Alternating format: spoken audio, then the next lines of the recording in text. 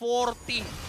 Diba? Nakaiwas lang eh. Pero andun yung taunt. Hindi ata makakaiwisin ng Onyx Philippines. Parang ito ata yung patibong. Ukir ay nandito din. Kaya lang nabuhay with that regeneration. Buhay lahat.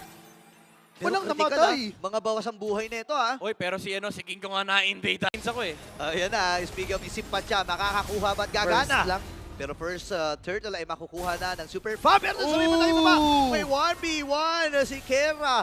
At itong si Jom, sabi niya, ito yung mga tinuro ko sa. Pero sila wala silang idea na masyadong malayo dito si Andorio. At nandito yung Summer Force, binunod na si Yoshi. Kasi alam naman niya na kapag nagamit niya yung kanyang ultimate, ay makakasama kagad pero si Ingo nakakuha ng pag-go. Tapos dun sa may bandang ibaba ay sumasayaw na si Kera. Kaya lang hindi niya kakayanin dahil si Luis ay nandun. Upload sa court, nagamit din. Pero pinuputan na ng super farm itong si Andorio. Grabe yung action. Action Jackson talaga ang mga serye natin at ang unang babag. Nakakabawi sila ng konting recovery lang para kay Granger, pero iba yung sagot niya. Malalim yata. Okay, kakargahin ata dito. Nandun yung stun mula. Uy! Kaya tumamapalbit sa araw. May kasama mag trap. Brusco with a kill.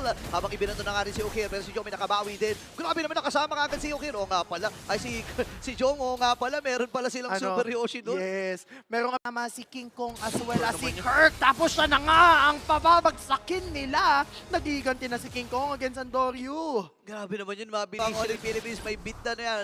Beat na Kinakalaban record. ng sarili. Yes, sarili laban sa sarili. Mapapa-flicker si grabe Pusputa naman! si Nabapa.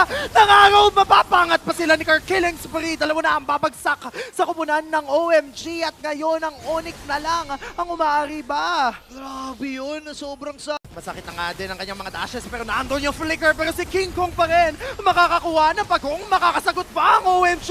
Tinamaan ng pana. Ayun yung sagot na hinahanap. Onyx Philippines.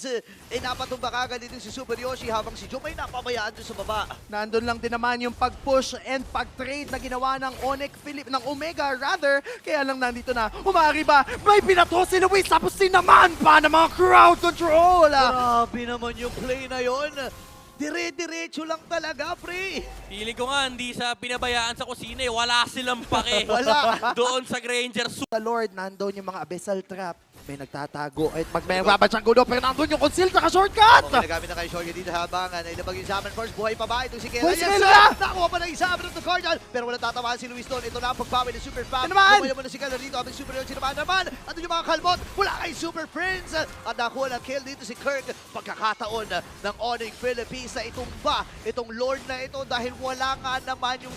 Kakalma lang tayo. Low na din ang Lord pero nandun si Super Yoshi! Shorty nagamit din. Abang Guardian. Ako tinamaan yung dalawa. Bruce with a kill. Andun sa may badilig ko ni Super Prince. Tatamaan ba? Hindi. Si Jom ay makakapatay ng isa. King Kong ay masisecure yung Lord na iyon. May mga lumilipad ng mga pana.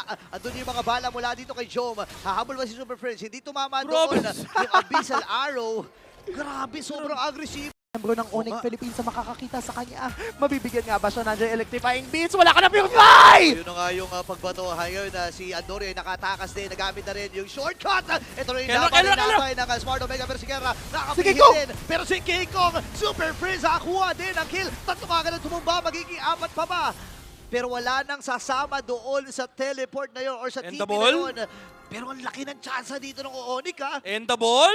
Yan na nga ang ating malalaman. Nagmamarcha yung Lord. Kumakaldag pa tong Lord na to. Kaya nga ba tong i-end? Ako 9 seconds ha, para kay Super Yoshi. Nandito na yung Lord. At dire-diretso lang ang Super Fam. Kompleto pa sila dito. Ipapato pa yung Brusco. Pero nakabilin na rin ang Immortality. Mabubuhay na si Okir. Same in Jom. Super Yoshi nandito na. Pero ready ang Super Fam na lumaban. Kaya lang kompleto na rin ang Smart Mega. Pero nakasilid na sila dito at nakatunga. Binato! Binato na nga si Andorio. At isa sa mga main damage dealer nila ay wala. Kailangan mag-ingat dito ng Smart Omega. Ngayon, ilapag na rin yung Salmon Force. Tamang sayaw lang si Kela. Si Jom! Mabubuhay pa ba si Super Yoshi? Hindi na nga. Tatlo kagad ang tumumba. At ang Onyx Philippines, itutuloy ang kanilang nasimulan. Ito na nga ba ang simula?